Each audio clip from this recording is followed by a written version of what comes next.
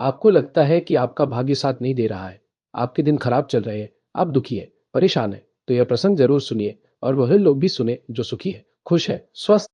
हरे कृष्ण दोस्तों, मैं हूँ अनुज शर्मा।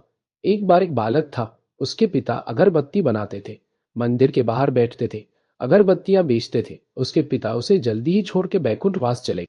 बच्चा अकेला रह गया। बच्चे को ढोलकी बजानी आती थी, क्योंकि मंदिर के बाहर बचपन से बैठा था। पढ़ा लिखा था नहीं, तो मंदिर में ढोलकी बजाने लगा। वहां कीर्तन होता था, उसमें ढोलकी बजाता था, सब लोग वाह वाह करते थे। बहुत अच्छी ढोलकी बजाता था, बड़े मन से भगवान का नाम लेता था, कीर्तन भी करता था।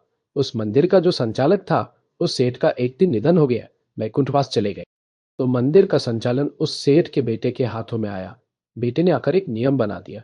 नियम यह कि मंदिर में जितने भी लोग काम करते हैं, वह सब पढ़े लिखे होने चाहिए। कोई भी अंगूठा छाप नहीं होना चाहिए। कोई भी ऐसा व्यक्ति नहीं होना चाहिए जो पढ़ा लिखा नहीं है।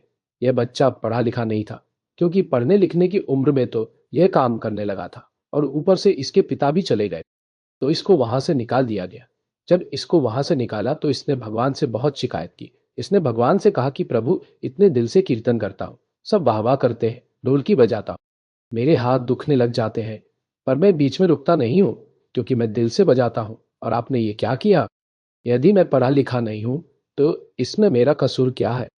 जैसा जीवन आपने दिया, मैंने वैसा जीवन जिया। मेरे भाग्य में क्यों नहीं लिखा था पढ़ाई लिखाई?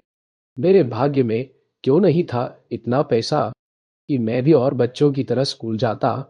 उसके पिता भी चले गए थे। दुखी था, परेशान था, भगवान से बहुत सारी शिकायत की, रो रहा था। तो कुछ लोगों ने आकर समझाया कि तू चिंता मत कर, कुछ ना कुछ काम हो जाएगा। तो लोगों ने मिलकर के उसकी छोटी सी अगरबत्ती की वहां ठेली लगवा दी। उसे अगरबत्ती बनानी आती थी, उसने पिता से सीखा था। अपनी अगरबत्ती भी बनाने लगा और अगरबत्तियां बेचने लगा। धीरे धीरे उसकी बनाई हुई अगरबत्तियां बहुत मशहूर हो गई।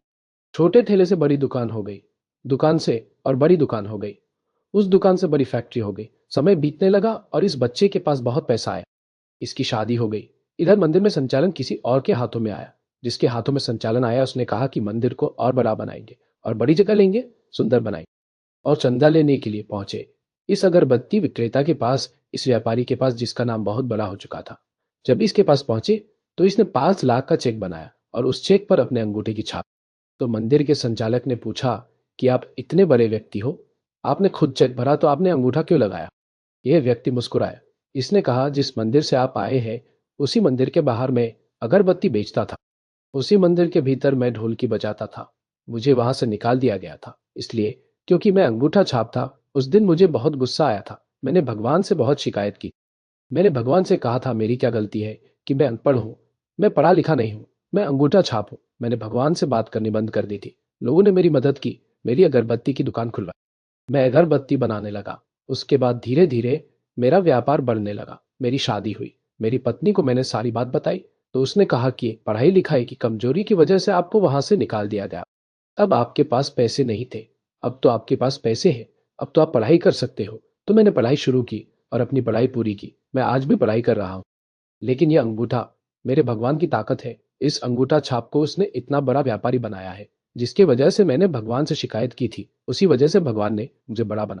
यदि मैं अंगूठा छाप नहीं होता, तो आज किसी मंदिर में ढोलकी बजा रहा होता, कहीं कीर्तन कर रहा होता, मैं आज यहाँ नहीं पहुंचता। आज ईश्वर की देन है कि मैं आज यहाँ पहुंचा हूँ, कि आप लोग यहाँ आए हैं।